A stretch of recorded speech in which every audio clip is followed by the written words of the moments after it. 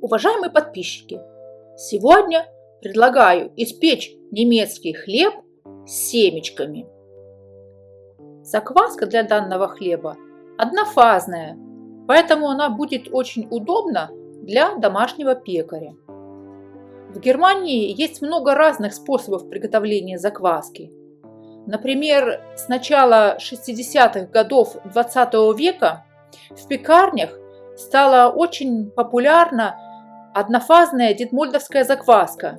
Она очень быстро распространилась за счет того, что позволила пекарям наконец-таки высыпаться. Но существует еще и множество других протоколов ведения закваски, кроме однофазной детмольдовской. Это, например, берлинская короткая закваска, соляная закваска, двухфазная детмольдовская закваска, трехфазная детмольдовская закваска, вайнхаймерская закваска и еще множество других. На микробиом закваски напрямую влияют температура ведения закваски, ее влажность, время брожения, а также процентное содержание вносимого стартера.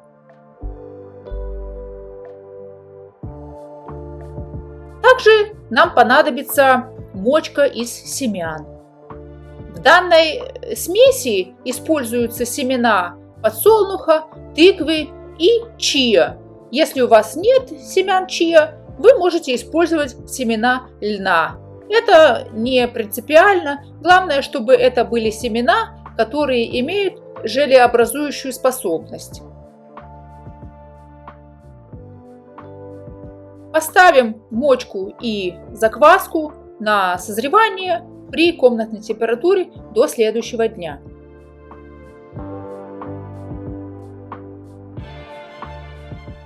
Как я уже сказала, варьируя различные параметры закваски, пекарь в состоянии управлять вкусом и ароматом не только закваски, но и готового изделия. Так, например, при температурах 25-30 градусов размножаются преимущественно дрожжи и гетероферментативные молочные бактерии. Гомоферментативные бактерии лучше всего размножаются при температуре выше 30 градусов.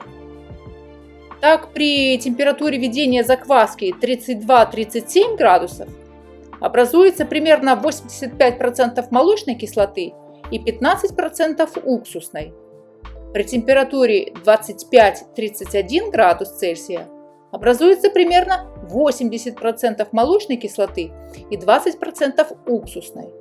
А при температуре ведения закваски 20-24 градуса, то есть это есть комнатная температура, образуется примерно 75% молочной кислоты и 25% уксусной кислоты. Соотношение кислот можно проверить только лабораторным способом.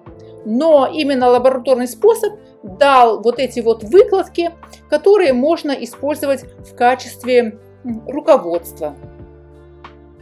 Молочная кислота имеет очень мягкий вкус. Она напоминает вкус йогурта. Уксусная кислота отличается сильным ароматом.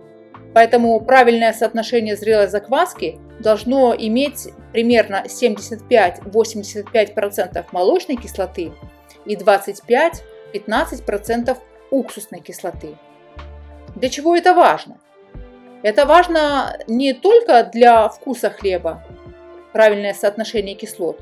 Оно влияет также на значение pH теста и, следовательно, на активность ферментов и жизнеспособность микроорганизмов в тесте. Значение pH измеряет силу кислот, а градус – количество кислот.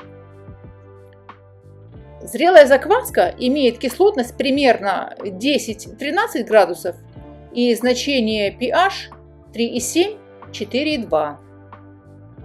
Также количество вносимого стартера по отношению к количеству муки, используемой для закваски, влияет на вкус готовой закваски и, соответственно, переносится на вкус конечного изделия.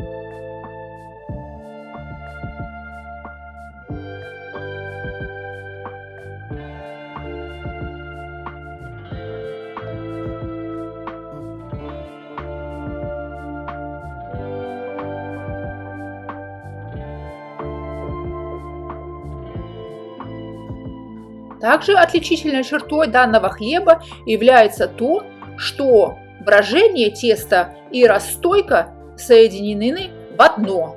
То есть, как мы видим, мы не делаем предварительное брожение теста, а потом расстойку, а вымесив тесто, непосредственно выкладываем его в формы и ставим на расстойку, оно же брожение, в одной и той же фазе.